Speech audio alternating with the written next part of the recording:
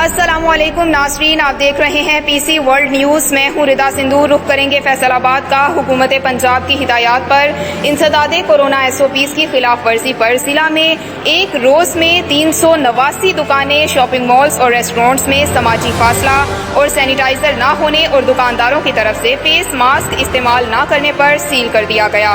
Deputy commissioner Mohammad Ali ने चौक घंटा घर समेत मुल्हिका बाजारों में हुकूमती हिदायत पर अमल दरामद को चेक किया और मौके पर क्लॉथ और खुश्क मेवाजात समेत दीगर दुकानों को अपनी निगरानी में सील भी कर दिया।